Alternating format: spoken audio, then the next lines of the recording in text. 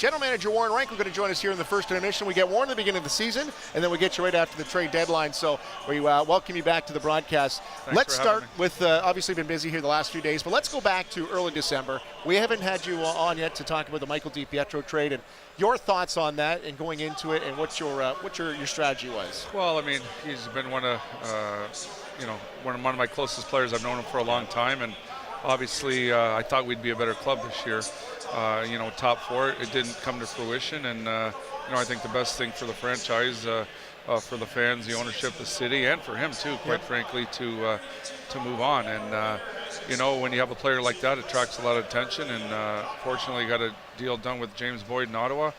We're going to reap the benefits in the future. You might not see it now, obviously, as we didn't receive a player right in our lineup, but we'll see it in the near future.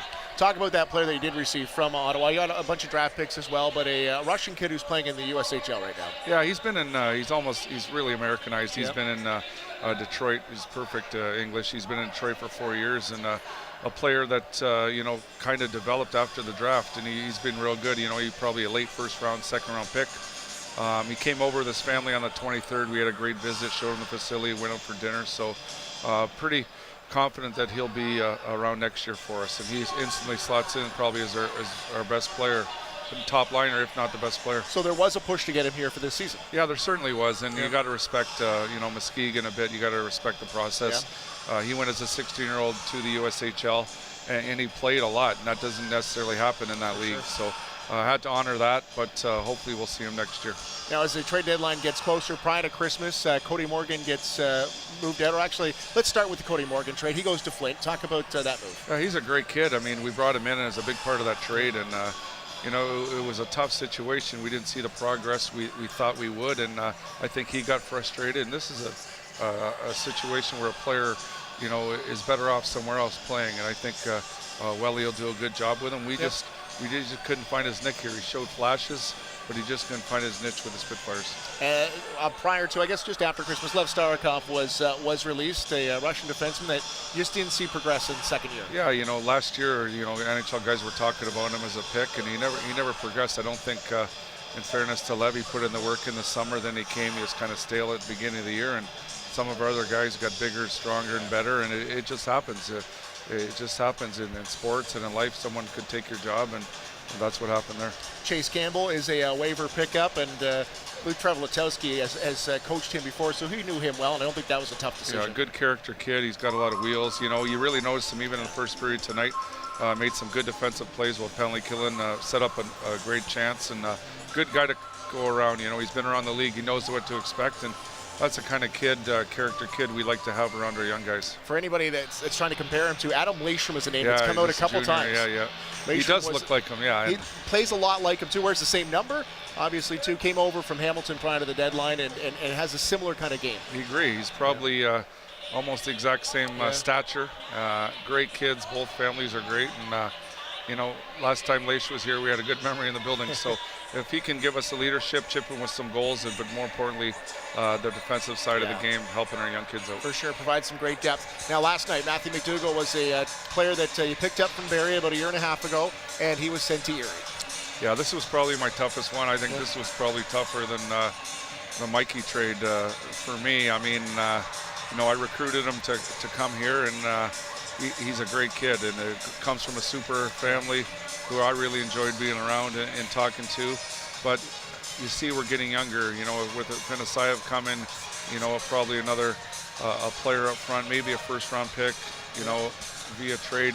He might slip. So this was a case where the boy is going to play somewhere and develop. He's going to play in the top 6 in Erie.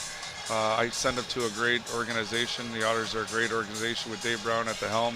And I'm very confident that he'll do well. He'll always be friends with him and his family, but he deserved to play more, and we couldn't promise him that with Cooley and D'Amico on the left. Garrigan is Ben Garrigan is a player you picked up from Hamilton here today. That was your last move prior to the deadline. A couple minor moves, but Garrigan is the player that will suit up at some point here. Yeah, we know we needed to get another forward, and talking to Steve Steos and Dave Matzos, obviously with our ties, good friends with Dave. The kid is a good player. He can play at both ends, and he's going to give us some grit on the fourth line. And he's a 99 too, much like Campbell and Boca. That are going to be some glue help our kids on the way in. Kari Piroinen, a rough start to his life as a starter for the Windsor Spitfires, but you're starting to see him settle in. I know he cares, that's for sure. I mean, the one game he had a terrible game. He was really upset with himself, and that's when you know a boy cares about the team and the city and his teammates. He doesn't want to let people down. He's very intelligent. He knows the situation, but let's face it, coming in after Mikey's tough, and Mikey came back, dropped the puck, and it was a tough road for him. But he's going to be good, and it really goes back, Chris, to how good our league is. I remember Cam Fowler came in here, and DJ was coaching me. He goes, wow, this guy's, I don't know about this guy. Yeah. Well, look, we all see him play now. Yeah. He's an unbelievable player. This is a tribute to our league, how good it is. And he just takes time, he doesn't see these shots in Finland, Junior B, or even at under 17. This is a great league, and it takes time. So in saying that, I think he'll be fine. Everyone knows now the deadline's done. He's the guy. Let's go play hockey. And this would be the mark of his month as the starter. He is the go-to guy now. He puts the work in. He's a kid who will work his butt off to get it right. And so you've got to look at that as a positive, right? It is. I mean, right from when I talked to him, even before the import draft, he speaks like he's 25 years old. He's professional. I come in 8 in the morning. He's already here. Good stuff. I don't know how he even gets here, but he's here and he's in the gym and he's working. And he's watched Mikey. I think that's helped him. But he's his own person, his own goal. He's never Mikey. No one's going to be Mikey. He's a good kid. He's a good goaltender. And, a lot of NHL scouts here before the game are talking to me about him. And he's going to be a great selection for some NHL team.